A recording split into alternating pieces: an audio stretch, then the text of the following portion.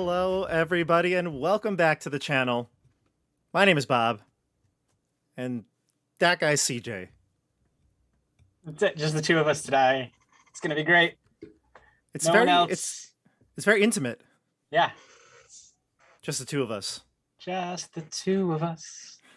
I can't go any further, otherwise we'll get copyright struck. Now that we have 1,000 subscribers, it's important. It's important. It's very important.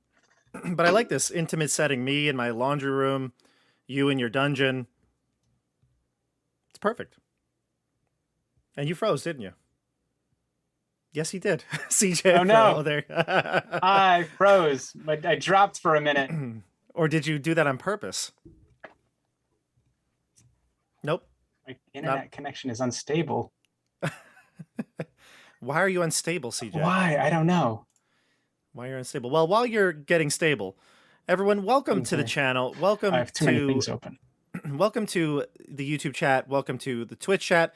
I am streaming this on both tonight, even though this is really more of a YouTube accomplishment stream. We reached 1,000 subscribers on YouTube. I think actually I'm at like 116 or something like that. Or sorry, 1,016 right now. So we keep climbing. All right, we're keeping this train rolling, and I want to thank all of you for subscribing to the channel. This has been, it's an early milestone. 1K is kind of like that big first step. Once you get to that, I think everything starts to open up a bit more.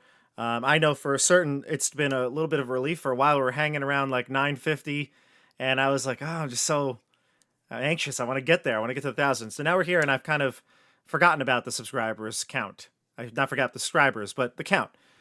So that's good. I'm excited we're here. And, CJ, you've been a big part of this channel as well and growing it. Not only have you played on maybe the first full campaign on the channel, Icewind Dale, Ram of the Frost Maiden, but you're probably the biggest promoter of it as well, despite Joey's wishes. Always there, always trying to remind everybody to like and subscribe, hit the bell button, leave a comment. You got to get in the comments. It's all about, engaging the community and everyone here so that we can have these great moments where we can just, chat with Bob and make more milestones. We need the 1,500 subscriber stream Q&A coming up. We'll hopefully get that one in like 3 weeks.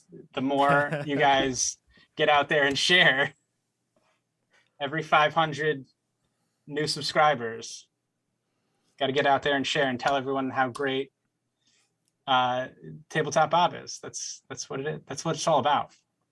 Gotcha. So we can do this more. And I'm all for doing more live streams. I think that's something actually people have asked for.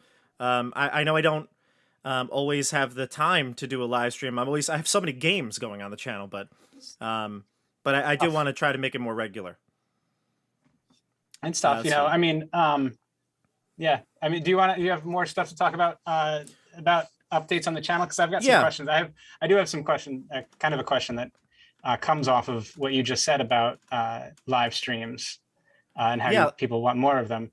We'll dive into questions. Just one sec. I have a couple things. So just a YouTube chat. I see a couple people asking questions that aren't for the question segment. This is a Dungeons Dragons YouTube and Twitch channel. So if you're watching on YouTube or Twitch, I stream to both. I do restream. And I stream to both.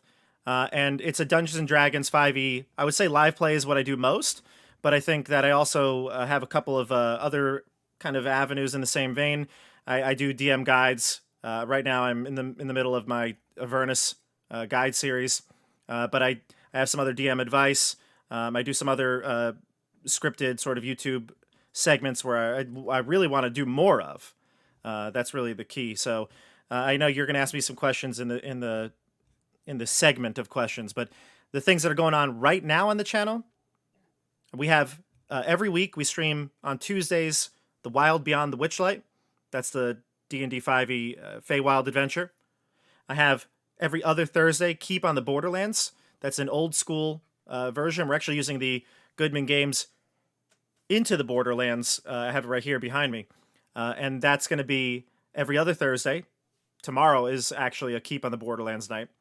And then I have Supernatural 20, my horror-themed one-shot campaign that goes kind of on a monthly basis. Although we did actually take off the last month. We took off March because I had so many things going on here on the channel, live streams, that it was getting hard to find a time to record, and they were actually very helpful because I had a big week coming up, and they were able to push it back a bit. But yeah, that's coming back as well. So those are the 3 like recurring campaigns. You know what I mean? Mm-hmm. Like, yeah. So the things that are big constant. 3. Yeah, exactly. But I do have a lot of one shots, mini shots, mini campaigns that last, maybe a handful of sessions, 3, 4, 5 sessions. And CJ is actually running a game called The Hidden Shrine of Tomoe-chan, another old school from the Yawning Portal, this one. And that's been going on the opposite days of Keep on the Borderlands right now, but that's moving to Wednesdays on April 27th. So that's everything I've got going on right now, CJ. So I know you might have some questions, and I see a lot more people coming into the chat here. Welcome. We got Joseph. Brian's here. Thanks, Christian. Appreciate the support. All right, and yeah, everybody here really made this 1K thing happen. It was kind of like the early goal, and we're here, and I'm so thrilled to be here. So CJ, what are you thinking?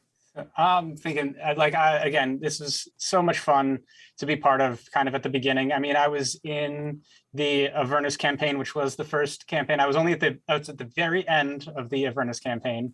So I was there for that campaign. I forgot about that. When the channel started.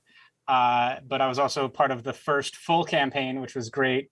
Seeing the channel grow from that and going back to those videos, man, they are great to go back to, like the first couple sessions before you had the intro, before you had like the full like suite of everything, the still figuring out OBS.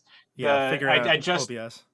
Yeah, I just went and hit the I went back to like kind of look at it, and I saw, and it just starts off with your voice going, is it working? Yeah. And then it goes, and we're live. It's great. You are really so right. It was really fun to go back to those videos, those older videos, and see how things progressed from where they are now and where they were then. It's always fun to go back and see your old stuff. And I'm what's pulling also up the other one. I'm pulling it up. Hold on, right now. I want to see if I can get this one, because you're right. Just to show like what the overlays looked like. Everything was so, I didn't know what I was doing. Here, I'll bring it up right here. You can see it too. You're seeing my view, right? Yeah, I'm seeing your view. Take a look at this, CJ. Oh, I gotta make it bigger. Hold on. It's actually really funny. Like you said, didn't really know what I was doing. So like, let's fade it over here. Yeah. So okay. Yeah. So look, this is this is actually funny. Look at this. Look at the font and everything. I was using OBS for font, and it doesn't really have that bold like look that I have in the later episodes. Joey got a haircut. My hair just kept growing. Your hair grew. My hair grew. Like, what was I thinking there? Like, look at the... I got a new background. Like, you know, I changed backgrounds a lot since the beginning there also, which is a lot of fun to see how different it is. Yeah. Oh my God. It's crazy. And it's funny. I think back to these times. Let me switch back to us. I think back to those episodes, and if something went wrong, I had no idea how to fix it. Yes. Do you remember there was one time we were trying to start, like we had the wait screen on, and the Zoom screens were not working, and I like lost them. They were disappeared into the nether. Like I didn't even know. Yeah, I had to reset up all our screens. You were like, oh no, I don't know what to do. Yes. I was like, guys, I don't know if we can play. Yes. It was wild. I was like, we'll just do it as a podcast. There'll be no videos. Right. Oh my God. Well, anyway. Yeah, no spoilers. No, we're not going to put any spoilers out there. Godwin, I see you in the chat. No spoilers. That campaign is obviously completely done. So if we were to say anything, that would be bad. And this shirt is old. Just giving you a heads up. This is an old shirt. I got my shirt too. I'm repping the little Icewind Dale too. Got my little. That's right. My friend here. Look at this. Joey's in the chat here. Joey, welcome. Hey, it's Joey. We weren't talking about you. The Discord. Definitely join the Discord. Yeah, you can join the Discord, Joey. Come on in. Yeah. Yeah, the shirt, I guess the shirt does have a tiny spoilers. If you're not far into it, it does. But this shirt was made like, what would we say, halfway through? Yeah. Yeah, this shirt was made like Around halfway through. Apologies, everybody, but all right. Just Hey, read the Joe. first. Yeah, It's just it's people's names. it's people's names. Yeah. With just strikes through some of them. So this is great to be doing this 1,000 subscriber live stream. So this is kind of an opportunity for us to get to know you a little bit better. Outside of D&D also, I think that there's some questions out there that people might have for you, Bobby, and just like your ideas as a DM, you as a person, nothing too personal, but like to get to know you better as a person. You want my social security number? Yeah, my credit like cards. your credit card number. What's right. the 3 digits on the back? Nothing really all that important. Bank routing number. Yeah, all that stuff is. I get that for you. We'll get to that. But I do want to ask you some more stuff about kind of the channel, because we talked about the updates. You have your big 3. You have. I don't know if you mentioned Bob Talks in your talk there. So do you have any hints or ideas of future Bob Talks that you can spoil or give away, or ideas that you might be? This is kind of like a Bob Talk, but it's like Bob Talks with Bob, or like with CJ. Bob Talks with CJ. About Bob. CJ asks about Bob. Yeah, actually, yeah. So Bob Talks, for those who don't know, it's a interview podcast type series. I've had 2 people on so far. I try to get other content creators in the independent tabletop community to come on and share their work, talk about things that they're interested in, just to show a couple things here. I had my most recent episode, the second episode, was with Sarah, who's the hype goblin. I could share a little bit of this right here just so they can see. So this is the second Bob Talks. I'm just zooming it in here so you can see. Sarah is a live streamer as well. She does what I do, only better. And she came on and chatted about cosplay, which is one of her things, and her, experience with RPGs, D&D, stuff like that. I also had Esper the Bard. He came on for another one. He was awesome. Esper's a friend of the channel. We ran through his Blood Lament adventure. We did an interview with him where we talked about his book, Esper's Emporium. So I try to highlight, what the work they're doing. And for the next Bob Talks, it's definitely, I've talked to the individual about it. We haven't done anything other than just say we're gonna do it. But that would be Jordan from Flute Salute. Oh, he's been on the channel actually now. Last week we played the Secrets of Skyhorn Lighthouse, which is a arcane library adventure. That's a one on DM's Guild. It's a free download. I think they have like over 100,000 downloads at this point for that adventure. So I wanted to do a community-based adventure, all independent content creators. And so Jordan, Sarah, Esper, and of course Fritz, a friend of the channel who has a YouTube channel since the beginning of time. He was on it. So that was awesome last week, and that's going to continue every other week as well. That's great. Yeah, so that's really exciting. That's and that's kind of a pre-recorded video series that you have, the Bob Talks. So yeah, and then along with that are the DM guides to Avernus that you've been kind of slowly working your way through. That's a way to say it. Yeah, it's a way to say it. Do you have any plans to do additional DM's guides? We've already seen you. You've gotten through Icewind Dale at this point. So will we eventually maybe see Icewind Dale DM's guides? So quite a few people actually have asked me about the Icewind Dale one. In fact, one of my Patreon members last week told me that I should totally do it.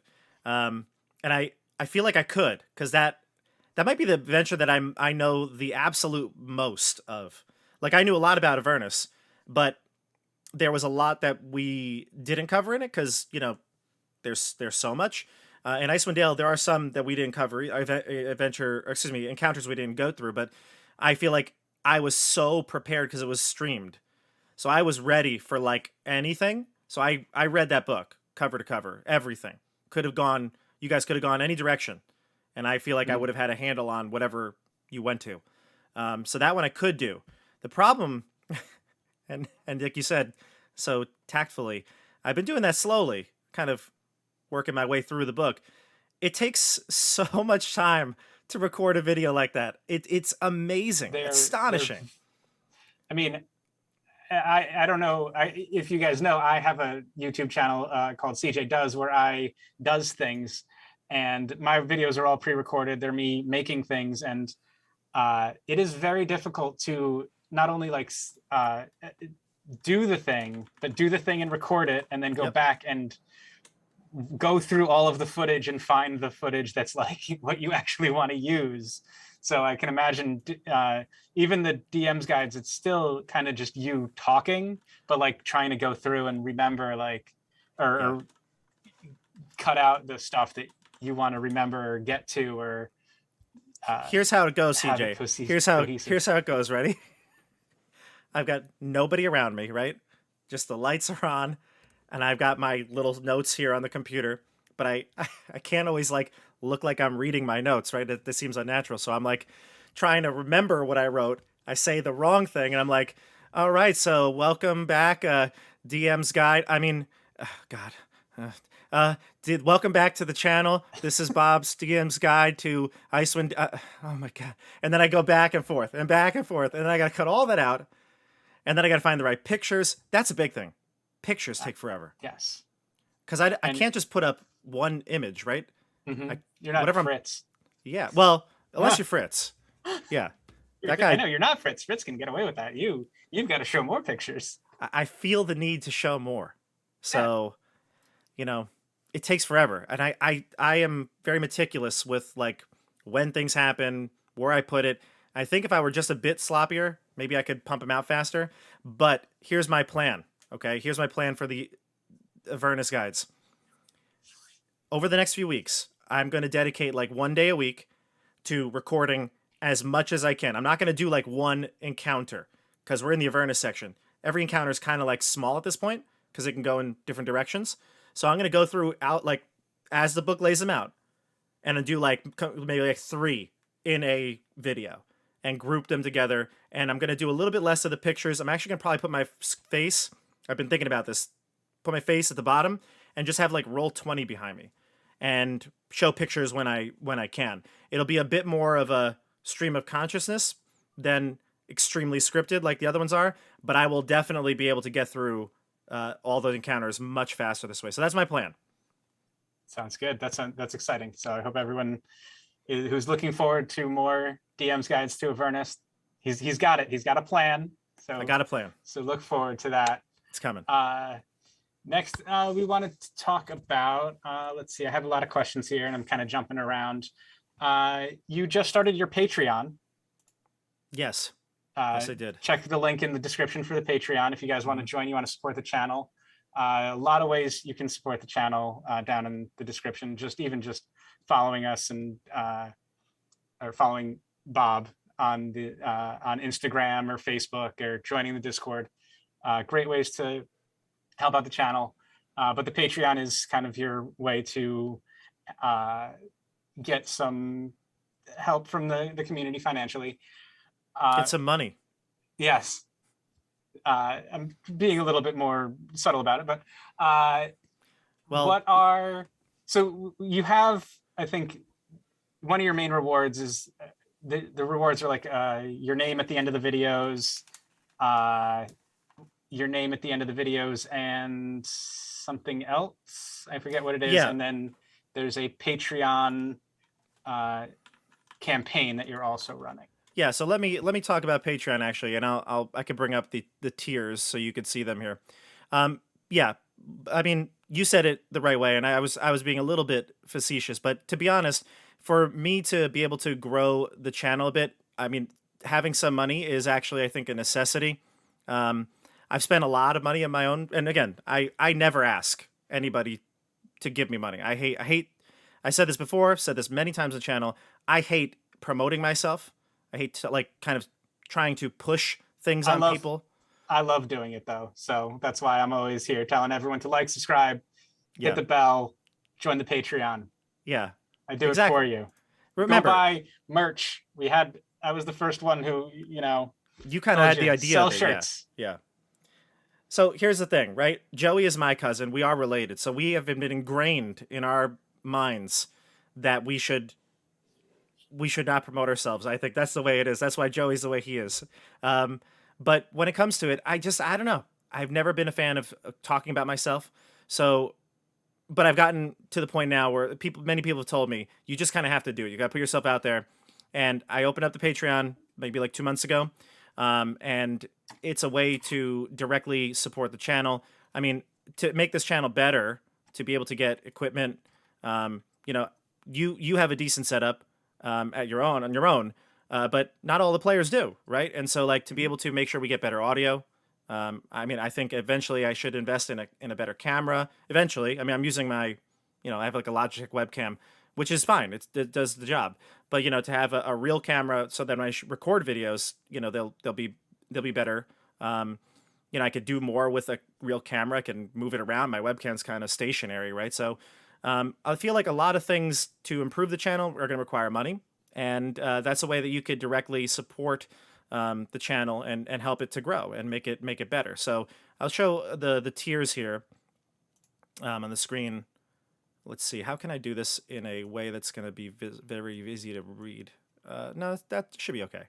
So let's switch over here so you can see. This is my Patreon. You can see I've got the 4 patrons right now. Shout outs to Berger, Brian, Joseph, and Axstar for supporting. There are a couple different tiers, but generally speaking, there are the one that you were talking about. Let's see if I could. Where do I go for my tiers here? And now I can't find it. All right. Well, either way, there's a couple of tiers. The first one is just more of like a general support. It's a $2 tier. Then you've got the $3 tier, which gives you access to the maps. So you can see all the maps that I create for various streams. Like here's our Rank Amateurs map, right? All these maps. There's 4 maps that I created for that recreated the Dungeon Magazine Adventures maps. Any supplements I made to Wild Beyond the Witchlight, my Keep on the Borderlands, which there's a ton here because everything here is basically I had to make. My Reed Maze of the Bullywug, things like that. All these are available at that tier. And then I have another one where you can chat with me, where we kind of create ideas together, and I'll put in an NPC of yours or a weapon, an item, something like that into a stream. And then there's another one where you join a campaign of mine, and that's the one I think you had mentioned at the start. That's basically the higher tier. We play at least twice a month, but it's going to be every other week on Thursdays. We actually had our first session. It went super well. We have a great group of people. We have 4 right now playing, and I couldn't have asked for a better group and a first session. And it's my own concept as well. It's my own homebrew. We're in Mike's world of Illustria, so Mike and I have been talking back and forth about some things that he's working on, and I'm kind of brainstorming myself, and the adventure is something that I've kind of cooked up, and I'm really excited to run. So if you are interested, you can join Patreon down below. Great. Okay. That's really fun. And, if there are other rewards or things that you guys want to see from Tabletop Bob, leave a comment below. Make sure you like, subscribe, leave a comment. Tell us what you want to see from Bob, what kind of things you'd love to see in the Patreon. Like, will you be maybe not just maps, your own little homebrewed? Because if you're writing homebrew stuff for your campaign, will you be releasing maybe homebrew adventures on your Patreon? Is that possible in the future? Are you possibly looking at sort of like a magazine?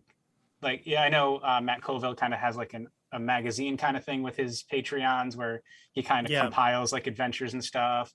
Are you looking for things like that? Like, what kind of do you have any other ideas for rewards that you're thinking of, or what we might be able to look forward to in the future on that? Yeah, so I've definitely thought about the adventure thing. I mean, I love one-shots, and if I'm creating encounters for this campaign, I could definitely put those out there. I don't know if I'd want to bring anything to the level where I would want to, like, sell it because then there's a whole slew of things that you've got to do. I mean, Esper talked about when he was making his book. Obviously, it's a totally different the monster, but you know the amount of work that's got to go in. You got to get like art. You've got to format things the right way. D&D has their own like formatting system. If only I knew somebody who knows how to format things. You have to find somebody. Right. And then all the legal side of things, and I if anything, it is something I could totally just throw out there on Patreon for people to snag, or maybe even just put it for free. Just put it on Drive and give people access to it here, even on YouTube. But something like that. All right. Well, more to come. More things to think about when as we grow, or you grow the Patreon and the channel, and again, when you get more supporters, you get more money. It's easier to pay for the art and the other stuff. That's another thing too. Yeah, exactly. That's so it all helps out. The kind of things. I think that's kind of most of the stuff I wanted to ask about the channel and what's going on with the channel. Is there anything else that I'm? Oh, I do have another question here. So this is a gaming channel, technically. I mean, it is kind of a live stream tabletop gaming channel, but there's a lot of video gaming channels out there, people who do that kind of thing. Have you ever thought of maybe doing 1 or 2 videos of about with some video gaming? Or you mean Bob plays Elden Ring? Is that what you're saying? Bob plays Elden Ring. Bob plays Fortnite. I absolutely. That could even be a Patreon. That could even be a Patreon reward. Yeah, maybe. You get to play a session of some Call of Duty with Bob. Whatever. It's funny, CJ. I just don't play video games. You know what? Joey's in the chat. He wrote Smash Bros. Because I know this. This is like Smash Bros. Is like your one game. I think we've talked about this one time, and you're like, the only video game you played was Smash Brothers. Yeah, well, as a kid, I was playing tons of video games, right? That was my thing. But but like when I got to like college and I started playing, I was playing D&D. I've been playing D&D since 7th grade. All right, so I've been playing D&D forever. But I got into high school and then like first year of college, I was really into Warhammer 40K. So, and I still am. I still play all the time. But that is kind of like what took most of my hobby time, painting and building and the tournaments, running Battle for Salvation, our gaming club. So all these things kind of took the place of video games when I was an adult. And I don't know, maybe I lost the patience for video games. It sounds weird that I could play a tabletop game for like 3 hours, 4 hours, and then it's different. And then I can't do a video game. I lose patience. But Super Smash Bros. That's my thing. All right. Well, maybe we'll get a Super Smash Bros. Stream. If I were to do another game though, CJ, it would be to make fun of me. So you like literally, because I like don't know how to do anything, especially computer games. So if any, it would just be a humorous see Bob die all the time in whatever game it is. That would be the way to go. Awesome. All right, so that's kind of it for kind of the channel specific stuff. But I do want to get into some more D&D related questions. These are maybe a little bit still a little bit about the channel. So okay. but I'm like going through, like, these are my essay. I wrote essay questions. So what was the hardest part about running a D&D YouTube channel? Oh gosh, there are few things. Just one? You go with, what's the hardest? I want the number one top hardest thing that you've. Scheduling. Scheduling. I think that's everyone's biggest trouble with playing D&D in general, is scheduling. That's true. There's so many people out there. They're like, I just can't get a group together. Yeah. Well, so I'm fortunate to play with so many incredible players. I mean, like everyone that's on my channel, I have pretty much played with in real life. All the regular people, I should say.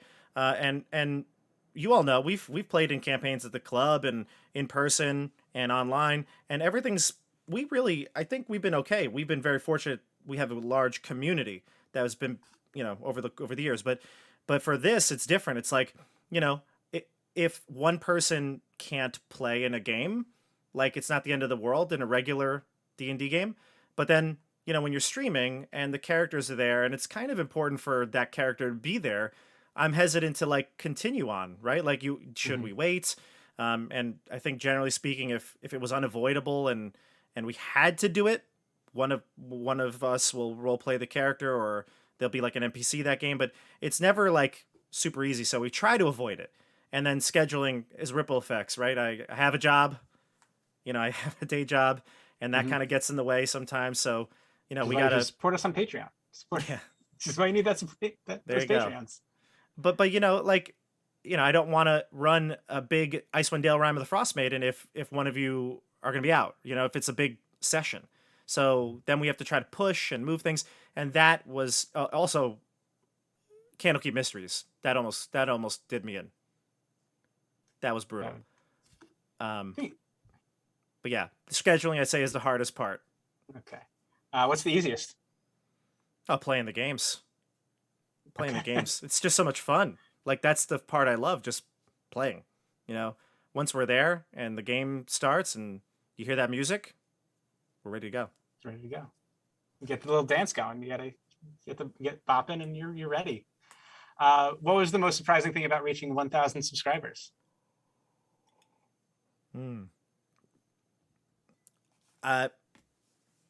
So I kind of mentioned this yesterday. It's actually great to like just not worry about the subscriber count anymore. I feel like there was a lot of like my mind was so focused on like get to that 1,000, especially when I was like at like 800 or 900. I was just like get to the 1,000, just get to the 1,000. I kept watching it. It was feeling unhealthy. It was really bad. And so now I think I've looked at my subscriber count like twice, you know, in the whole last week. Nice. So that's good. That's good. It's a little bit less stress and yeah, all that stress out. All right. So, and then we'll get into, so here's some D&D stuff. What is your favorite homebrew rule that you've used? My favorite homebrew rule? It's actually, I think, pretty simple. Changing the short rests to 15 minutes, the long rests to like a short rest where you heal with hit dice rather than healing everything.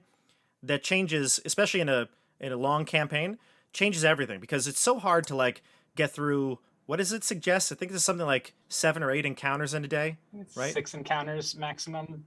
Whatever it is, the DMG says you should have a lot of encounters in the day, and that's like impossible. So if you only have like 3 encounters in a day, in an adventuring day, then this makes it so that the players aren't always back to full strength. They're not always, you know, ready to rock and roll because they've got all their hit points back. It just has a little bit of management to it, which is kind of cool. And I think that makes the games a bit more tense. And, you know, I like that a lot. And I think that's been my favorite thing we've done here on the channel. There's a lot of other ones we tried. I feel like every campaign we've tried a different set of house rules, and maybe that I was testing some things out, and that one I like a lot. All right.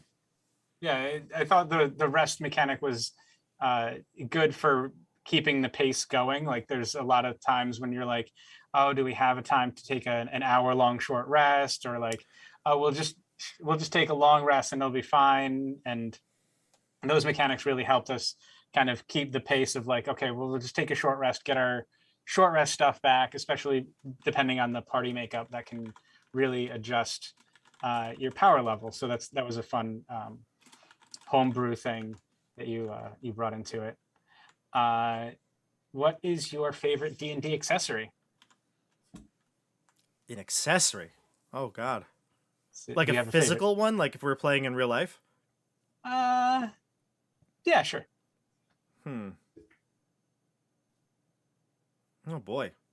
You know, I'm a very minimal type of player. Like you played in my games in real life.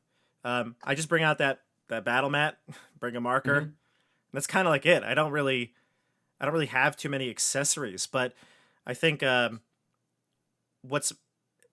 like in real life, I don't think I have any accessories that I'm like crazy about. But in Any virtual digital ones? tabletop, I definitely do.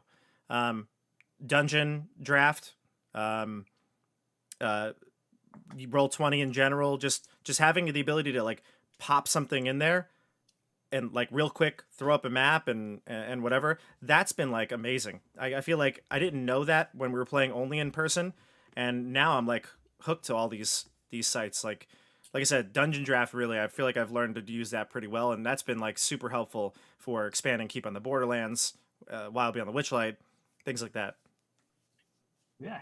Okay. Yeah. The digital, you've done some great stuff with the digital art and the maps and stuff, and even the fact that you're giving them away on Patreon, to Yeah, anyone who subscribes on the Patreon yeah. Anything I specifically. make, I throw it up there. So Yeah. it's So get subscribed so you can get all the yeah. stuff from Bob. Uh, Now we haven't seen you play a lot. We've seen you uh, kind of only on the channel in Tomoa-chan as a player, but you have been on uh, Michelle, who is also part of Tomoa-chan, her stream, Oh yeah. Dungeons and Wellness. You've Yep. been a player on her. Shout out to Michelle. Check out her channel, Dungeons and Wellness, Hmm. where she plays Dungeons and Dragons. She's a new DM and kind of going through this, kind of putting it out there for everyone. She said very publicly learning to become a DM, but also reflecting on the mental health of what is going on in her game. I haven't, I tell you what, Michelle is very brave but because yes, I mean we all know what it's like to be the dungeon master and that pressure that comes on, like being on right all the time. But then to do it for the first time, where it's going to be out there on the internet forever. yeah, and she hasn't even been a player for very long either. I don't think. That's Is right. that I true? She was joined my to Descent to Avernus campaign. That was the first Yeah, time that she was ever her played. first time. Yeah. Yeah. But speaking of characters that you've played, do you have a favorite character you've played as? Whether it's on, I mean, you only have two characters publicly, but tell us about your favorite character that you played as. You mean in my whole life? Yeah, yeah. Tell us. Ah, Yeah, well, your obviously it's Bruna. obvious. We don't talk, but then we can't talk about her. Right. No, I mean I love Bruna, but there is a special place in my heart for a character. My paladin, which everybody knows is my favorite class. I have not played a paladin in 5e because I don't want to. I feel like I would be like cheating on my paladin from 3.5. I purposely don't play paladins because I love that paladin so much. Finn Krajan, he was a paladin of Paylor, was in the Living Greyhawk setting in 3.0 and eventually 3.5. Living Greyhawk was kind of like Adventurers League, but in my mind, so much superior.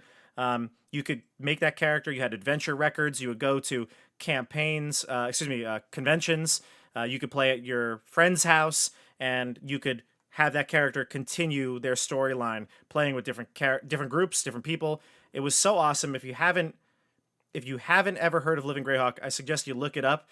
It's almost like from a historical standpoint, maybe one of the best organized play things D&D's ever done. And that character I played for about 3 years, and he was awesome. He died valiantly fighting an aspect of Tiamat. Uh, wow, Yep, Tiamat, she'll get you. love What that guy. is there anything specific about that character that you loved so much? Like, was it their personality? What their reaction to things? What is it about him that he's your favorite? Is it just the Living Greyhawk, or was there something The about his personality? Yeah, the campaign made it even like better because it felt like I could take him to wherever, and you see him play with other groups and interact with other people. But the style that I had him, he was like the very much the lawful good paladin, um, and he was focused on demon slaying. That was his thing. So back then they had prestige classes. I actually was a knight of the chalice when I got to like whatever level, I forget now, 11th or 12th level. I became a knight of the chalice, which was like a demon slaying prestige class, and I focused like on fighting the most evil. He would do the right thing no matter what the situation. He had a strict moral code, uh, kind of in a way, kind of like a Captain America type, where just he's going to fight to the end no matter what. Doesn't matter if he's outmatched, and that's how he died. That's awesome. That's very sad that you lost him, but maybe you can always bring him back in 5e. But That's true. I know you're a little if you're a little apprehensive. Maybe You can leave dead heroes. Let dead heroes lie. Maybe we'll see. Okay, so that's kind of it for the essay questions portion of the test. These are going to, I have a couple, this is going to be lightning round questions. Okay, this is the lightning round. First thing that pops in your head, quick answer questions, short answers. Which do you prefer? This is from Mike over in the Discord. Don't forget to join the Discord if you want to hang out with us some more and ask more questions. Rules as written, rules as intended, or rule of cool? Oh, I have to do fast? Yeah. Lightning round. Rules as in D&D, rules as intended. Okay. How do you take your coffee? Lots of cream, lots of sugar. Do you prefer martial classes or caster classes? Martial classes. What do you put on your French fries? Ketchup and mayo. Least favorite monster? Oh God. Skeletons, zombies, some very basic undead. Oh, low level undead. Low level undead. My least favorite. Left side of the bed or right side of the bed? Left side. Phone in the bathroom? Say it again. Phone in the bathroom or no? Oh, 100%. Wash your hands. Very, very, very clean. Phone in the bathroom. So yes to the phone in the bathroom. 100%. Favorite milkshake flavor? Strawberry. Milestone leveling or XP based? Milestone. 40K or D&D? It depends on the day. Like right now, D&D, 100%. Right. But like I'm gearing up for our our Northeast Team Championship next weekend. It's probably gonna be 40K. Northeast Team Championship. Look it up. Yeah. Battle for Salvation. Check Joey's it out. In the chat. He said that's a brutal question. Yes, it is a brutal question. I love both. That's my sci-fi, and the other's my fantasy. That's it. That was the last one from the lightning round. So that was unfair. I wanted to get you at the end with the real hard choices. Get you with the Sophie's choice. What if I said 40K? Do I have to turn my channel off? I don't know. I think we just all understand why the channel gets all sci-fi sometimes. Remember, everybody, D&D is my like collaborative game. It's my game where I'm not competing, right? Mm-hmm. And then 40K, I almost exclusively play like competitive 40K. I go to tournaments. I play like mostly to prepare for tournaments, and that's like my competitive game that I get that edge in, right? That's that they're two different. They do different things. Okay, so that was kind of the lightning round. So this is I have a couple more questions. Another little game. Some people like to play. It's called Marry F Kill. I don't know if everyone knows how the rules of this game work. So I'm going to give you three things. You have to marry one of them. It's the thing that you're going to stick with for the rest of your life.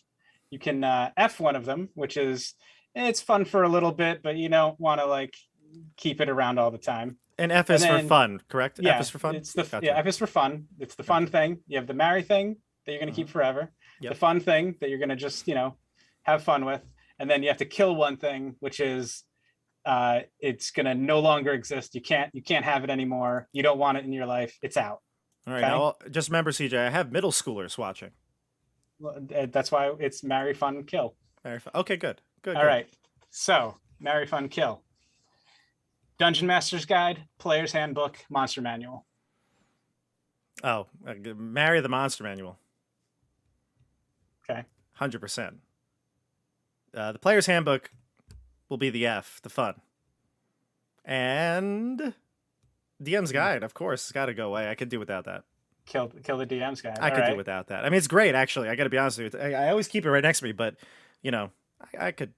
If you make something up, that's the DM's Guide now.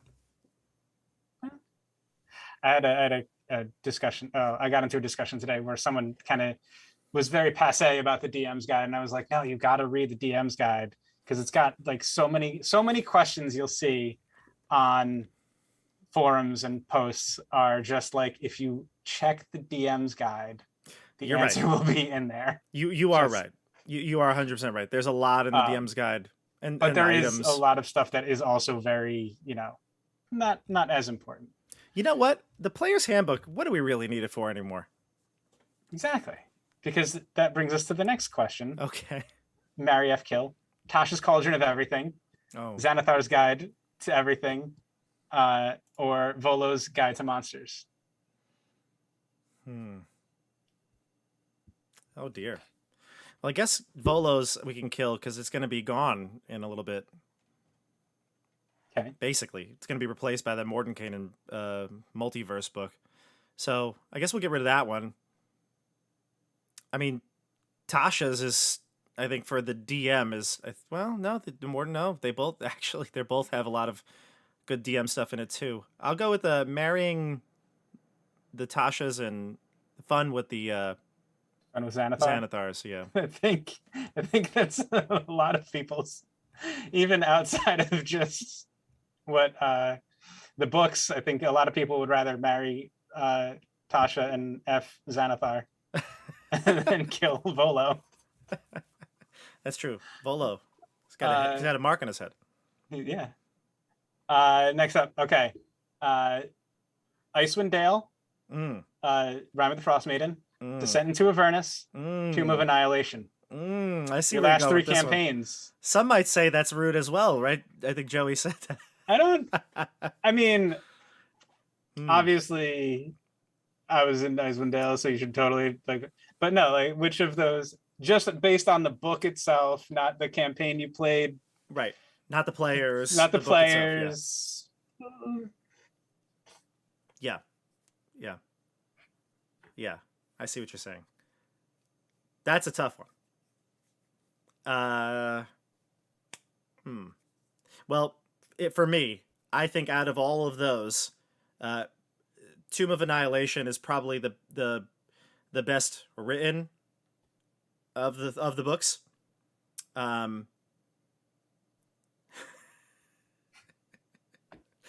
of Annihilation is probably the best of the books written. I think it's more cohesive, and Icewind Dale has its issues that DM needs to really navigate through. So I'm gonna say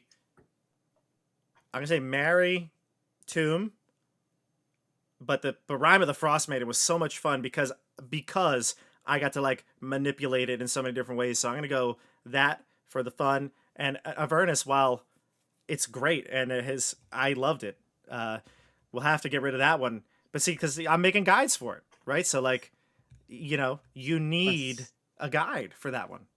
Yeah. All right. Okay. That's what I'm gonna do. But I that's tough. They're all really good. All right. Great Sword, Great Axe, Maul. Oh, Maul, 100%. You know me. I'm a. Oh well. Oh yeah. Okay. Yeah. I see what you're saying. I see what you're saying. Yeah. Oh right. Yeah. It's not just pick the favorite. It's not just pick your favorite. So which one? The Maul. The Maul's my long-term commitment. Okay. I love them. I love bludgeoning weapons. Love bludgeoning weapons.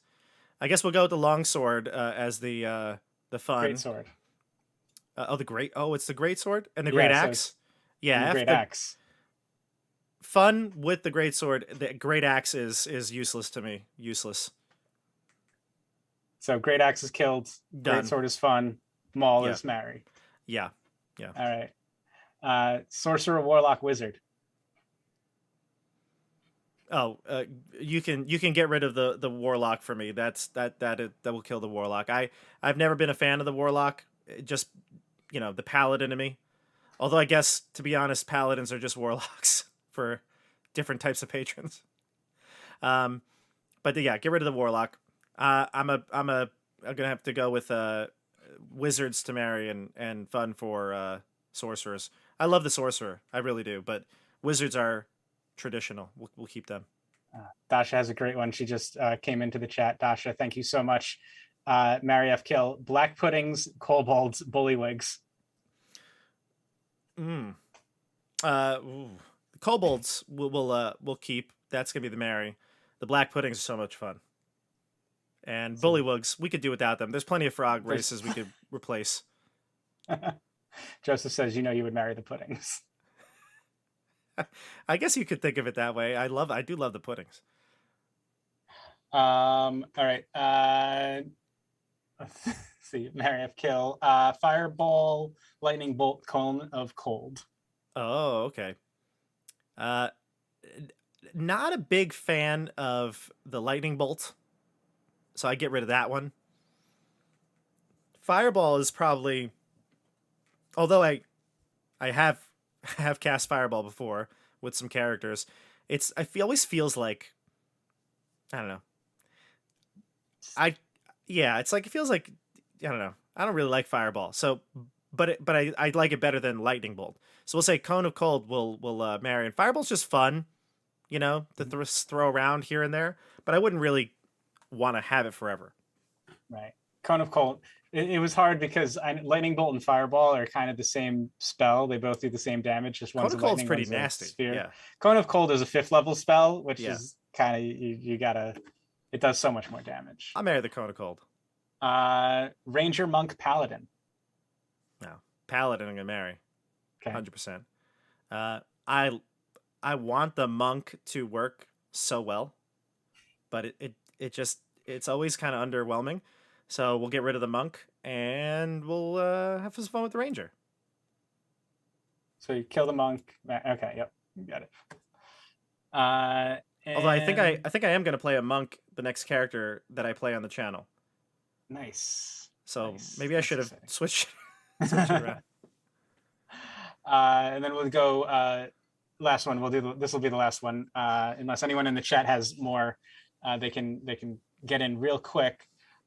Fighter, rogue, barbarian, the three main marshals.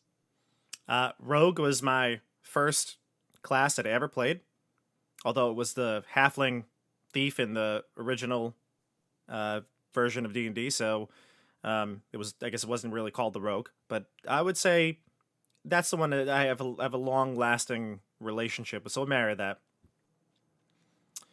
Barbarian and fighter are the other ones? Yes, barbarian and fighter. Yeah, F the barbarian. No, I'm sorry. Get rid of it. That's what I meant by kill the kill the barbarian. Kill the barbarian. And have some fun with the fighter. I had a fighter for nearly 2.5 years in Mike's campaign. Tower. Yeah, tower, and he used them all. Fighter with them all. Yeah. One more from Dasha here. We got Strahd, the Frost Maiden, or Tiamat. Get Tiamat out of here. All right, kill Tiamat. Kill Tiamat. Send her straight to Avernus where she belongs. Yeah. Let's see here. Strahd is by far the most fun, so we'll have fun with Strahd. And the Frost Maiden. I could stick with the Frost Maiden. She's a good recurring villain, right? Like Strahd, you basically have to be in Barovia, right? The Frost Maiden, you can't really. She's a demigod, right? She come back. She could be a nice recurring villain. Yeah. Marry the Frost Maiden. All right. So that's the end of the Marry F Kill segment of the Too funny. The Q&A. Too funny, CJ. That was good. A lot of fun. It was, yes. I'm trying to think of good questions, great ways to get to know you as a DM, kind of things that what's your thought process when you are out there doing the D&D, the DMing? So, you get to know like why you always kill Stefano. It's because he was a warlock. No, he was a wizard. He was a sorcerer. Oh no. He was a wizard. He was a wizard and a bard. I didn't even ask the bard question. He was a wizard and a bard. Screw the bard. Get that out of here. Screw the bard. Actually, I didn't ask that one. That was artificer, cleric, bard. We can do the last one. Cleric will marry. I probably would say have fun with the bard in this case. I'm not down on the artificer, but bards and clerics, they've been around for a long time. I couldn't just get them out of the game forever. Okay. Great. That's so much fun. So I don't know, how much longer do you want to go? Because I have two more sections. One's the one I really want to get to, and then the other one is kind of just. We'll do them all, CJ. We'll do it all. All right, so we'll do them all. So this is more the. This is the quiz category. The how well Stump Bob. This is the Stump Bob. This is some Stump Bob questions. I stole these from the Sage Advice, so I know the actual answers to these questions. I stole many of these from Sage Advice column. And so we'll ask the first question, the question that everyone has on their mind: is a red cap a humanoid? Well, I know the answer to that one, but I'll also say to the chat here, you can chime in. I'm going to switch over. I'm going to switch over to what would I put up here? I'll put up my restream. No, not restream, because I can see the comments there too. I'll just take out the I'll just put up a blank page here. I don't want to know the answers, all right? But you could comment too if you know the answers. You guess. I'll give a brief little pause. My hands will be here. I'm not typing something secretly. The answer to this one is obviously they are not humanoid. We looked that up last night. What are they? They are tiny fae. Tiny fae. All right. Tiny fae. All right. So this is a Sage Advice question. Does heavy armor reduce dexterity saving throws or ability checks other than stealth? Okay, you'll see. I will need repetitive. I need the questions repeated here. So okay. Does heavy armor? Yep. Reduce dexterity saving throws or ability checks other than stealth?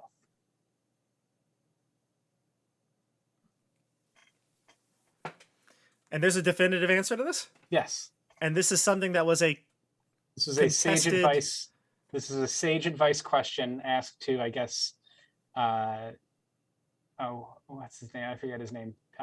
Jeremy Crawford, and answered. Asked and answered. And the question is, does it affect anything other than stealth? Stealth and dexterity saving throws. Gotcha. Huh. My instinct is to say no. That's it. Am I right? If you have proficiency with it, heavy armor doesn't affect dexterity saving throws or ability checks other than stealth. Okay, good. So yes, good. no. Yeah, that's what I thought. They're used in like 5th edition or 3.0 or 3.5, I think it was. You had like issues with a lot of stuff when you wore heavy armor. In fact, like you had like a spell failure percentage roll. There was a lot, but in this edition, I'm pretty sure it's like nothing. So I'm glad I went my gut there. Is a 1 on an ability check an automatic failure? No. The ability checks don't have natural 20 nat ones. Yeah. Okay. Are you starting with the easy ones, CJ? These feel easy. I'm starting a little bit easier. Can potions be administered to unconscious characters as an action?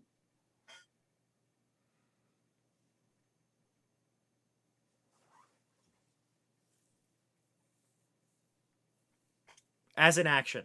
Yeah. My gut is telling me yes, but I feel like it's going to be a trick one and say no. So I'm going to go with no. It can't be. Yes, you were right. Okay, right.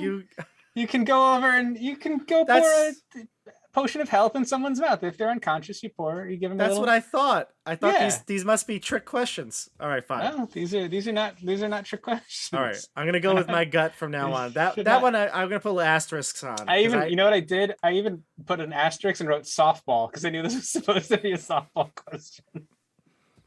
It's a softball. Can you give someone a potion when they're downed? I said I did say that. You did kind of say yes, but we're gonna count this one as a push. There was a push. You were like, final answer locked in. The wrong answer. I'm sorry. That didn't go the other way. Yeah. Okay. Yeah. Is natural armor considered light armor? What? No. That is correct. Natural armor does not fit into the categories of light, medium, or heavy armor. It just gives you an AC bonus. It just gives you an AC bonus. Natural Okay. armor is not considered light armor. I'm happy with that one. This is a weird one that I read. And so, can a sphere of annihilation enter a Leomund's tiny hut?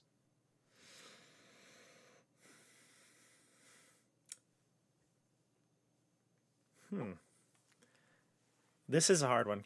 So if anything touches the sphere, it like gets cut off, right? So I think the sphere is kind of okay.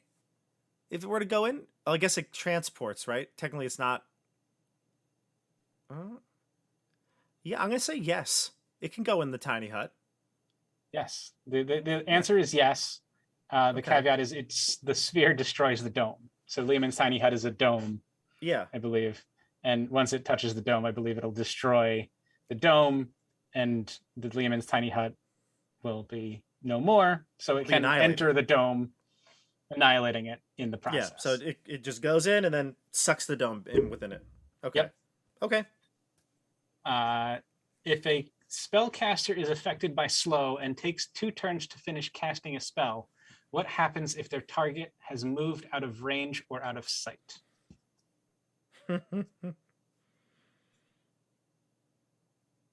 So I guess it would have. The argument is, when does the choice to cast? It has to be, so like, can you start casting if you don't have a visible target, and then does it like go away? I'm gonna say you could, if you start casting it when you see somebody in range. Oh God. So is want to clarify something? Is this if they now move out of range, or they like disappear? They plane shift, they go somewhere else?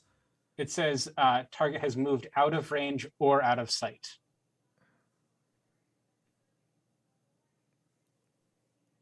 If they move out of sight, oh yes, God. What happens if the target? It's kind of a what happens question. Yeah, I guess the spell would fail. Surprisingly, no. According to Sage Advice, you choose the targets of a spell when you complete casting a spell, not when you start.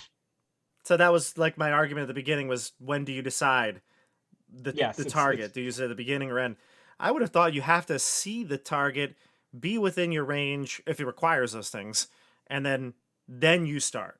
Like that's a prerequisite. But I guess not. If that's not the case, that's a hard one. Advice. That's a hard one. It is a difficult one to kind of parse out, because again, it says you choose the targets of a spell when you complete casting. So if you were casting, say, Firebolt, and it took 2 turns to cast it, you cast it at, say, or you would start casting it, and then the Paladin comes in and kills whatever. You now have to finish casting it and pick a new target at that point. Oh, so you can, though. You can pick a new target, because it picks a new target. Yeah. So you wouldn't have picked your targets. You could say, I'm casting Firebolt, and you wouldn't necessarily have to say, I see, who the target is. You know what? I like it, actually. It gives you more flexibility. Mm-hmm. But it's a little bit like a held action, but not. Yeah. Yeah. Exactly. A little bit like a held action. Exactly. You wait. You just you're a little more flexible with who you can target with it then. Okay. All right. I like it. These are good. These are hard. These are hard. These are. This was a fun one that I think it's kind of an easy one, but we'll see. If a creature under the effects of polymorph takes enough fire damage to revert to its true form, and that form has fire resistance, does the true form take the full remaining damage, or only half due to resistance? You know that these came up somewhere, and somebody was like, at the table was like adamant, yes, I get the fire resistance. Yes. If you cast Fireball and you hit a polymorphed tiefling. Sure. Yeah, I'd say yes. I'd say yeah. My instinct as a DM would be like, yes, I will give you your ability. Yeah, that That is correct. When a creature reverts to its true form, any leftover damage is subject to that form's damage resistances, if any. See, that's just being a nice person, right? Like, Yeah. that solves it. We have, so some of the ones in the chat, I don't know the answers to, so we'll just kind of get these as Sure. as your opinions, really. This will be Bob's sage advice. Can you sleep in light armor and it not affect your long rest? It's from TJ in the chat. Can you sleep in light armor and have it not affect your long rest? Huh. My initial thought is that no, you got to take your armor off. Like, I'm trying to think, like, I wouldn't want to sleep in anything more than like a shirt, right? Like a sweatshirt. That would be annoying to sleep in. Yeah. Leather armor, This even is like one, because this is one that's always difficult, because like if you're like out in an encampment, right, and your DM has you have a night encounter at that point, everyone is like, oh, I'm sleeping in my armor, or like, I didn't take my armor off all the way yet. So it's hard. Like you don't want to be like without your armor if a fight starts in the middle of a night when you're trying to take a long rest. But who asked this question? Joey? TJ in the chat. Oh, okay. It sounds like a Joey question. Love you, Joe. If you know the answer though, TJ, let us know, because I don't know the answer. This is up to this would be your judgment call as a DM. What would you say? I would say you need to take off your armor, because I think that's the intent, is that you can't sleep in armor. But I could be wrong. Light armor is, what is light armor? Leather. How much is that, gonna affect you sleeping? I don't know. Hot and sweaty. It's like Yeah, sleeping in a leather jacket. Ooh, yeah. You gotta take it off. You gotta take that off. Another one, I think this was from Joseph in the chat a little earlier when we started. If I cast Fireball, can I use Action Surge to cast a second Fireball? Oh, Action Surge, like if you're a multi-class fighter. Yeah, if you're a multi-class fighter with enough levels of Wizard. Let's see.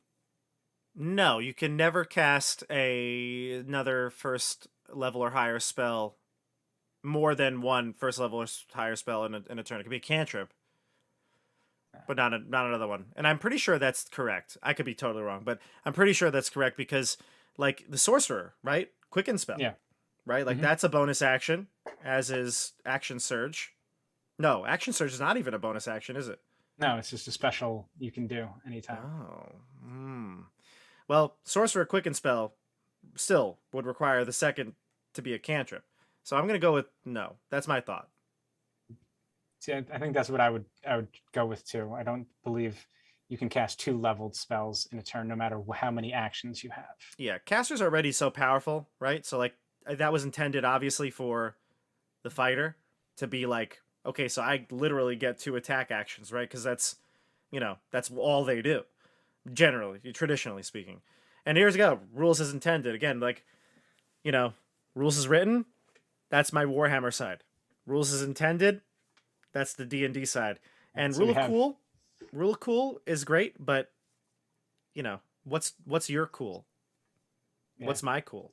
All right, so we have some answers in the chat from Brian. We have copied from Xanathar's guide.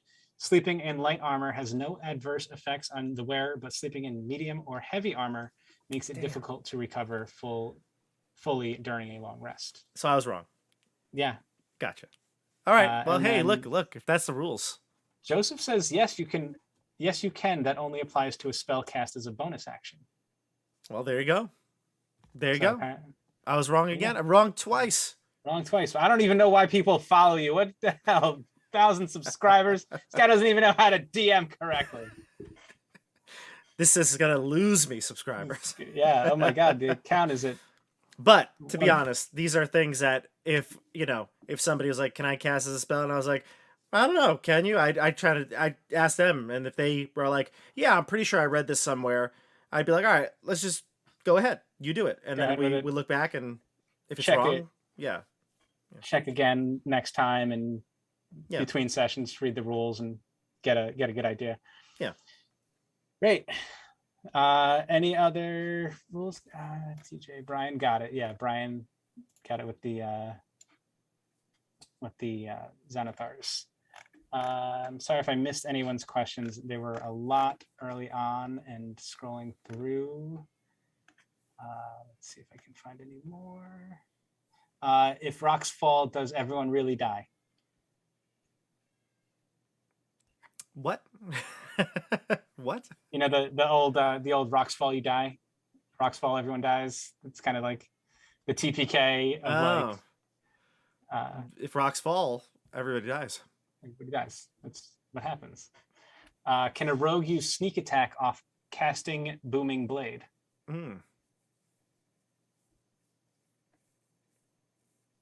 Does booming blade? Well, I guess this whole point is I have to guess, right? But if booming blade says you make a weapon attack, then I'd say yes. But if it's just like this is a special attack, like spell, whatever, the spell makes you make an attack, I'd say no. I believe part of booming blade. See, now it's got me like thinking like, oh, if these are rules questions because I didn't look these up. Part of booming blade's casting is you make a weapon attack with a weapon you're holding. So then I think you do get it. Because I think the sneak attack just says that you need to make a weapon attack. It's a weapon attack with a, I believe, light finesse. Yeah, weapon. It's a finesse weapon or range attack. So I think yes. I think that's yes. And yeah, Joseph, this is the one he wrote this one earlier, and I forgot about it. Does someone with dark vision in a dark room have disadvantage on perception checks?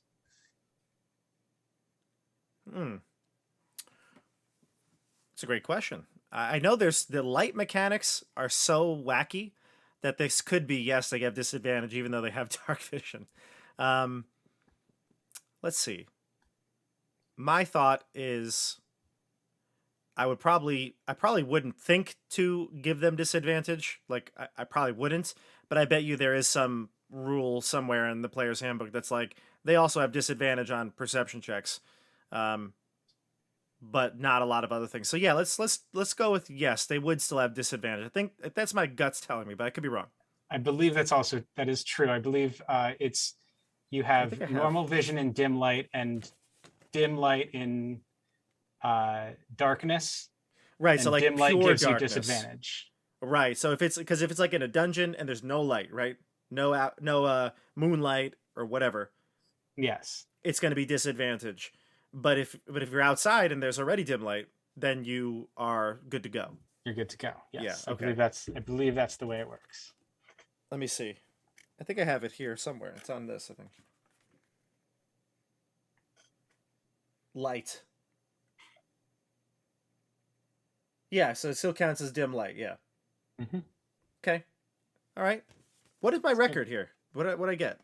I'm not sure. I wasn't keeping track. I didn't realize I should have been. What do I win? What do I win? More subscribers. Nice. Shameless plugs to don't forget to like and subscribe.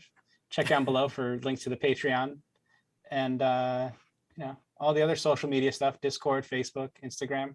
It's all there. It's all there. It's all in the comments. So now I want to get into what is going to be my favorite part, and I think should be a recurring segment. People in the chat, in the comments. Let me go back to the chat. I want to do this. This is one of those things that I want to pitch hard to Babby as being a recurring, pre-recorded Tabletop Bob segment. Okay. Doesn't have I don't to know be what long. this is, by the way. I don't know what this is. This is Dear Tabletop Babby. It's like Dear Tabletop Bob and Dear Abby combined into one. Okay. So I have some letters written in by viewers and all sorts of people across the internet. They all said, I have a question. I need help. Tabletop Bob, you're the only person who I can turn to for help with this. Here's the letter. I wrote you a letter. I'd like you to read it on the channel and get an answer Get your advice for me in this situation. Okay. You ready? I'm ready. Are you following it? So Yeah. I want more questions like this from people. I want your questions for Bob, your struggles that you're looking to get through with Bob, Okay. with Bob's advice. So All right. let's kick it off. This is from well, I'll just read it. So, dear Tabletop Bob. So I've had multiple talks with my group, and they agree that the way this particular group functions as of this moment is that they need me to specifically throw a plot hook in their faces, which I see as more railroading than I would like to have in my game. I always leave a few loose threads for them to follow, but if I don't give them an NPC that says, go get that, then return to me, they will always be paralyzed on what to do next. I think this has to do with all of them being too scared of taking the spotlight from the rest of the group. So we end up having these awkward instances of me describing the scene and then asking them, okay, guys, what do you want to do? And I met with silence. Do you have any advice to help me get over this hurdle as a group? Signed, I like yellow.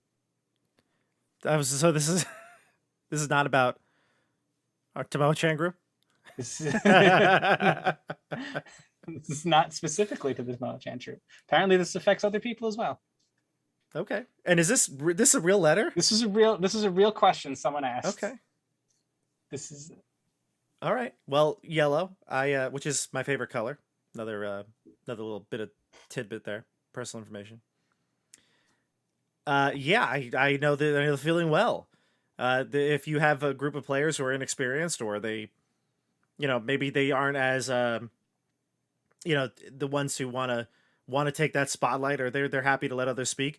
It can be hard. I play with a lot of people. All right. I played with many different people.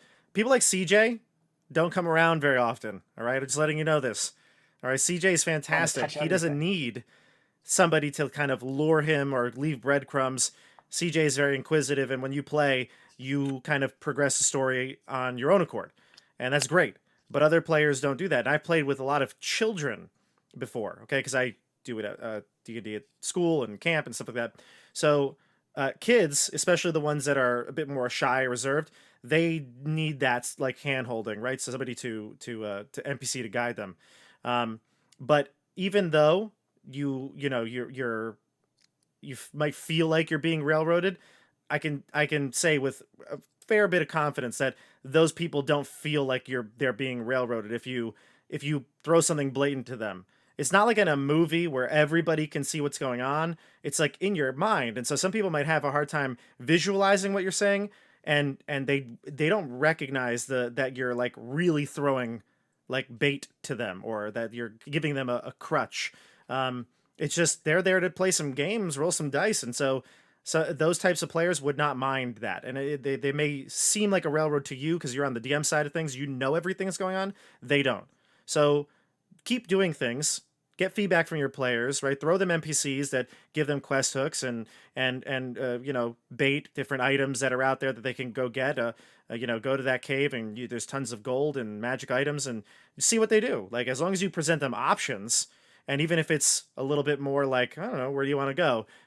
As long as they're making the decisions, that's all that matters. They don't have to follow an NPC, and I don't think that they'll think it's railroading. So just keep putting things out there, and eventually they'll get more comfortable with it and maybe drive the story a bit more on their own. Great. What do you think, CJ? What do you think? I think that you nailed it. That's the best advice you can give. You got it right. Especially the part about CJ. Yes, especially the part about me being a great player. No, yeah, it definitely, like you said, a lot of players won't feel like they're being railroaded, and just give them options, and don't if the question is like, what do you guys want to do? Maybe don't say, what do you want to do? Say, do you guys want to X, Y, or Z? And then give them options. Don't ask them what they want to do. Give them options that they can then choose from. Give them multiple choice questions so that they're making a choice, but they don't have to decide or try and figure it out on their own. gaming's complex. Yeah. So, you know, especially DMing and Dungeons and Dragons. Yeah. There's a lot of stuff with the collaborative storytelling. It's a good question though. Yeah. So Thank you that's so this much. idea that you wanted to push? This is the idea I'm pitching. So let's go. We'll move on to the next one. Dear Tabletop Bob, would an arrow of magic missile auto hit? My wizard player asked me this morning, and I don't know the answer. Please help. Colorful clouds _ An arrow of magic missile? Yes, I believe this is just a made up magic item in this person's campaign. Oh, gotcha. It's an arrow of magic missile. I mean, yeah, totally. If there's magic missile in it, it's got to hit automatically. Otherwise, it's not a magic missile. Okay. Gotta do it. Sounds reasonable to me. All right. We'll move on to the next one. That was just a really short, quick answer. Dear Tabletop Bob, am I being too adversarial? During my last session, I found that I was During my last session, I found that I was focusing more on acting against my players than following the narrative I had laid out. I was angered when they easily defeated my encounter, and I had planned when they easily defeated the encounters I had planned and healed themselves. I typically am on the side of my players, often rooting for them to succeed and have fun together. However, this last session, I expected an encounter to be more difficult than it was, and instead of being happy for them and their cleverness, I was frustrated. Has this ever happened to you? Signed, it should have been a TPK. Sounds like Nate and his Tiamat campaign. Nate was talking to me today. He's like, "Is this going to be too deadly?" And he gave me a extremely deadly encounter, and I was like, "Oh my god, yeah. What do you hate these players?" So, yeah. Listen, if you hate your players, you're just being a good DM. All right. So it'll pass, though. Really. No, I guess my real answer is, I mean, look, nothing is more disappointing than having what you think is going to be a challenging encounter, whether it's a puzzle, a trap, whatever it is, combat, and then the players just bypass it super easily. Nothing's more disappointing as a DM than feeling like you couldn't give your players the appropriate challenge. But to be honest, right, like if they're getting through things easily or they're coming up with creative ways to do it, then that's like more power to them, right? They're having fun overcoming the challenges. So, you gotta I hate them for it. Yeah. Well, I mean, again, it depends on the group dynamic, I guess. But if you genuinely like your players, if you're friends with them all, then yeah, I think it'll that doesn't happen all the time. You really don't feel that way. And I always am on the side of my players. I'm their biggest fan. Like, I want them to succeed, despite the fact that I have to try to kill them. I told you all this when we played in the Frostmaid and the finale. Like, before we went live, I was like, I'm rooting for you all. I really hope that you win. And if you died, it would be unfortunate, but it'd be in service of the story. As long as everything's in service of the story, the combats don't matter. If they blow through every combat, then it really doesn't matter. As long as it's in service of the story and it doesn't make for a, anticlimactic ending to the campaign, or a arc in the campaign, then it should be okay. Awesome. Yeah, I think that's great advice. I mean, again, it is frustrating when people get through your stuff too easily, and you want to savor some moments. Yeah. In D&D, but think about it the other way too for a second. Let's just say you're the players and it's a TPK, like the name of the person suggested. It should have been a TPK. If it's a TPK and the players are mad at you for it, is that right? No, because you presented them with a challenge. They did not meet it for whatever reason. Maybe they weren't prepared. Maybe they rolled really bad. They shouldn't be mad at you either, right? It is what it is. So, no, I don't think. I think if you feel like you're being adversarial, it's because you're realizing that your thing was disappointing, the challenge you put for them. But again, try to think of it more from the mindset of the group team dynamic, and you're working together, not against each other. If your players are breezing through your combats, it means you're a bad DM and you should be feeling bad. Right. About making too easy combat. Your combat's too easy. But no, yeah. Tell that to my Witchlight group. Yeah, man, they had They're in some trouble. crazy. Yeah, man. They're in trouble. Wild Beyond the Witchlight every Tuesday on the channel here. Last night was crazy, hanging out with some hags. May only be one more session, so jump in. Oh man, get in while it's still going. All right, and this is the last one I have for you, and this is kind of the end of all of my document here. So, dear Tabletop Bob, keeping track of plot hooks. I'm prepping for the next session with my. I wrote this one. I'm prepping for the next session for my players, and we're still new to D&D. I want to allow my players more freedom, as I have been holding their hand a bit through our first few sessions. We are now at a point where the world will be opening up for them, and they are free to choose their next path. How do you keep track of different plot hooks? How many do you normally have? Should I give them a map for the region in the last moment of the session and let them decide where they want to travel to next? Signed, where do I go from here? It's a big question, but it's a big question. So in your own homebrew world, or like Keep on the Borderlands, although it's a module, it's really, I mean, the actual adventure is like 30 pages, and some of it's like DM advice. So like the actual module is really, really tiny. So my Keep on the Borderlands campaign is actually more of a, I feel like it's really more on the side of homebrew than not. It's like homebrew with like just a framework. And so with that one, I find myself struggling to keep track of all the plot hooks. And it's a big open sandbox, right? So I threw tons of plot hooks at them. And it was really because they were exploring for plot hooks. They like wanted to like find out options for themselves. So if the players are doing that, don't like give them like one option, right? Definitely give them as many as it feels natural to give. Like if they continue to talk to NPCs and get plot hooks, then do it, right? Give them more. But when it comes to managing it, it can be hard. I forget people's names all the time. And, I think the very simple answer is there is no like easy way. Like it's going to be different for everybody. Some people love to keep things digital, notes on digital drive or something. There's like even programs and apps now, I think, that manage a campaign for you. D&D Beyond has stuff like that too. But nope, it's not here.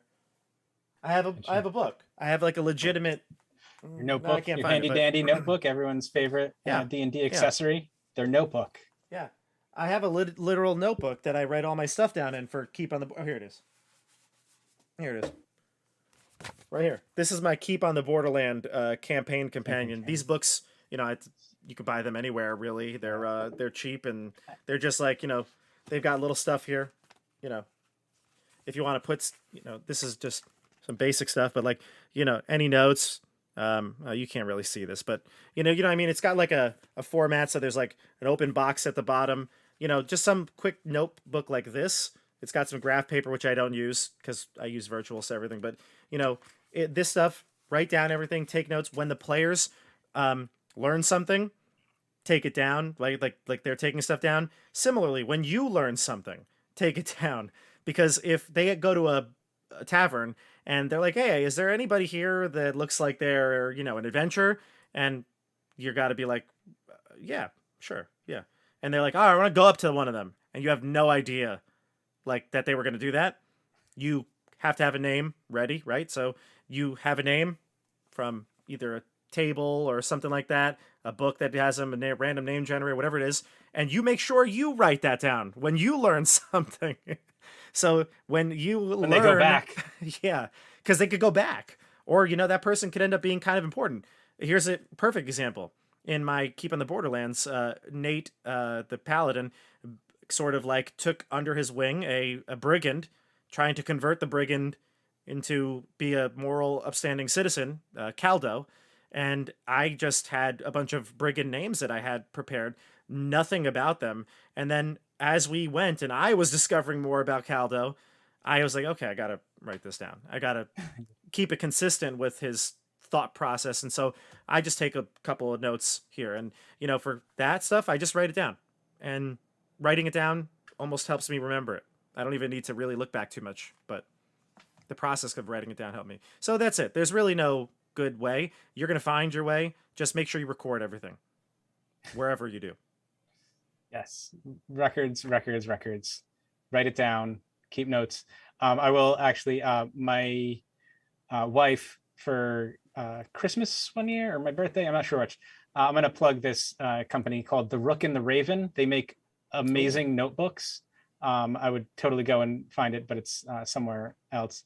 There are these like ringed notebooks that are like D&D and adventure game specific. They make one that's a campaign book that's really cool. It has like charts and like all sorts of like things you can fill out. It's like you can write like the name of a village, like important NPCs in the village, what their stuff is, all of that for campaigns. Or you can do the same thing. They have character sheet ones. They have ones that it comes with like a plastic sheet, so you can use like a dry or wet erase marker on it, so you don't have to like mark up the whole sheet. Ooh, that's nice.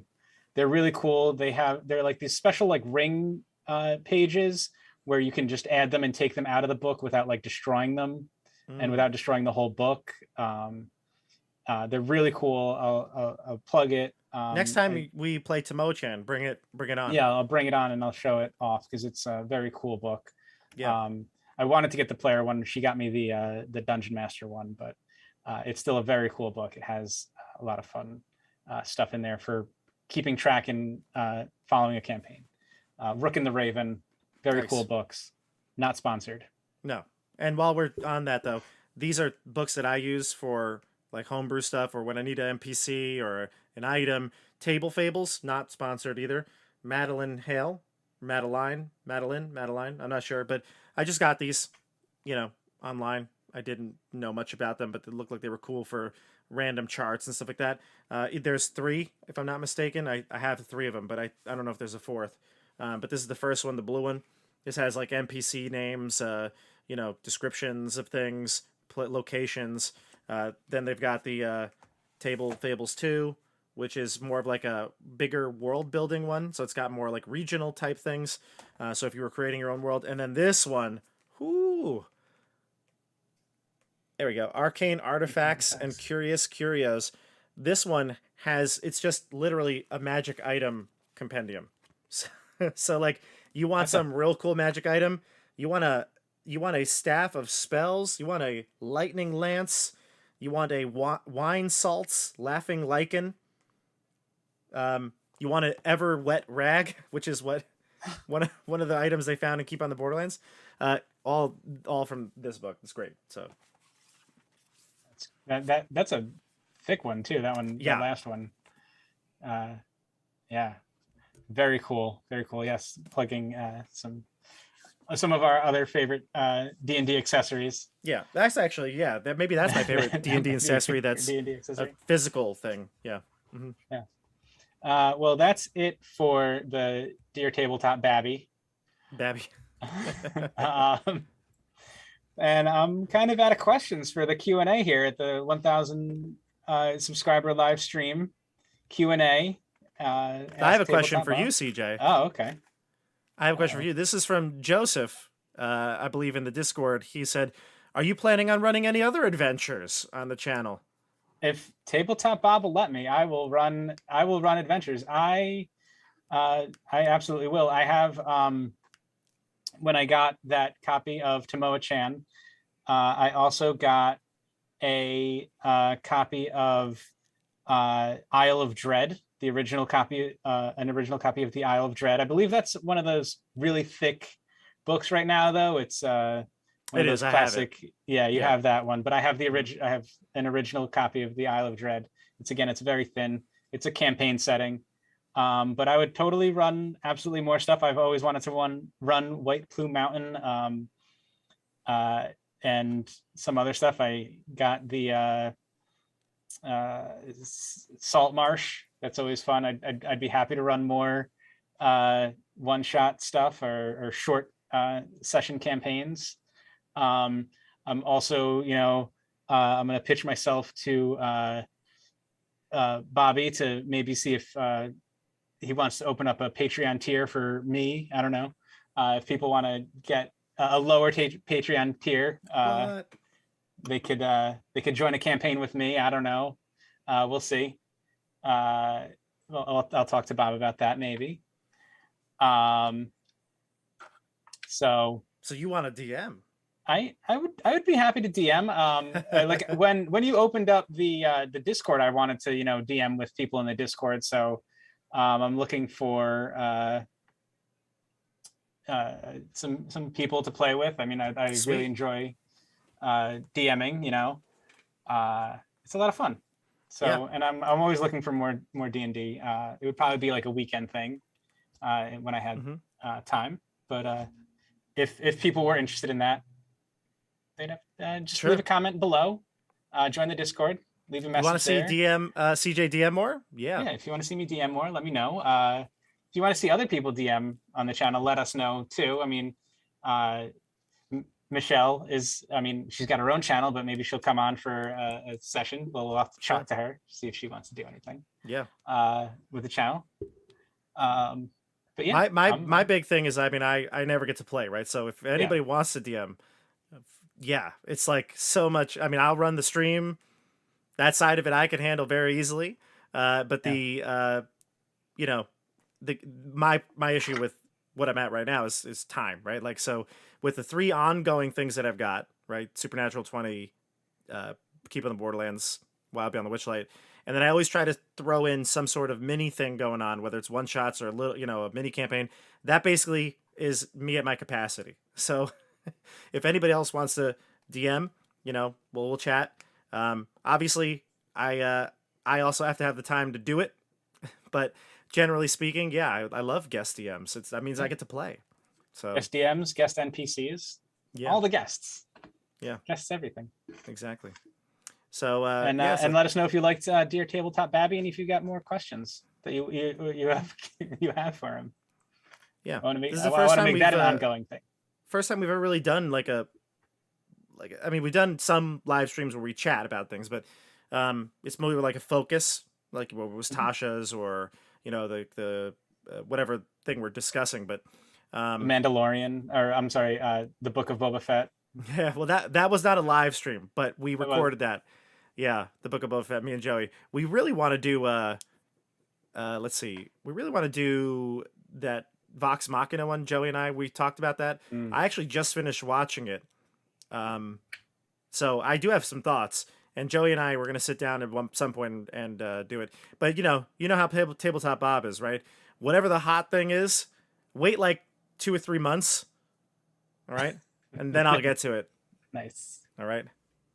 So, awesome.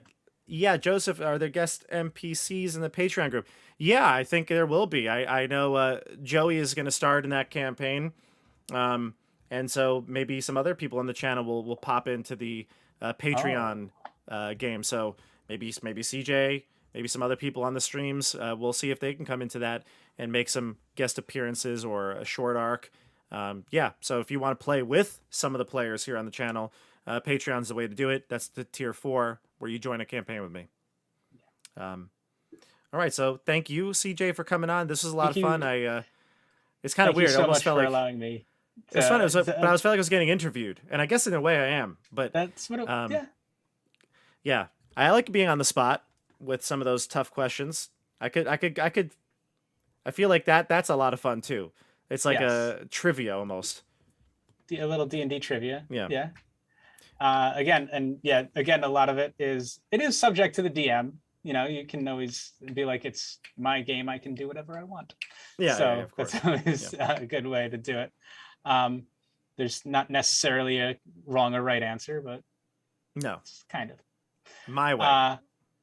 Yes. But no, thank you so much, Bobby, for doing this. When you hit 1,000 subscribers, everything you said, every time you posted either the thing on YouTube, the thing in the Discord, I was like, you need to do 1,000 subscriber Q&A. You need to do a Q&A. So I'm so glad that you allowed me to come on and ask you all the questions. I hope everyone got a good insight into Tabletop Bob and all of the things and that are going to be going on, and some fun. We all had some fun here, I think. Oh yeah. Getting to know more about you and DMing and your advice for everyone out there who is going to be looking to DM or I had a blast. play. Yeah, I had a blast, CJ. Thank you for doing it too. You're very welcome. So remember, everybody, like the video, subscribe. All the links for supporting the channel are down below. We have Keeping the Borderlands tomorrow night. Very exciting. We're back in action at 8:30 p.m. Eastern Standard Time. And then next week, we have a full slew of games. We've got Wild Beyond the Witchlight on Tuesday, maybe the finale of the campaign, who knows. On April 20th, we've got the Skyhorn Lighthouse crew coming back. So that's the YouTuber content creator group. Esper the Bard, the Hype Goblin, Flute Salute, and Wargamer Fritz. And then on the 22nd, 23rd, and 24th, I'm actually going to be going to our big tournaments. We're going to be going to the Battle for Salvation Northeast Team Championships, which is a Warhammer 40k event put on by my gaming club, Battle for Salvation. Although that's not D&D content, I will be there the whole weekend, Friday, Saturday, and Sunday. We're going to be setting up. We're going to be doing a lot of things throughout the weekend as well. So I'll try to do some like Facebook Lives maybe, or maybe even live stream from my phone. I'm not even sure, but I'm definitely going to put some updates, post things about Warhammer, and I'll show you all the beautiful armies people have, things like that. That'll be fun. So next week's going to be a real busy week for me. 19th, 20th, 22nd, 23rd, 44th is going to be like all gaming stuff. So so just, again, make sure you subscribe, hit the bell icon so you don't miss a new upload. Yes. All right, everybody. Great. Thank you for the 1,000 subscribers. We'll see you on the tabletop.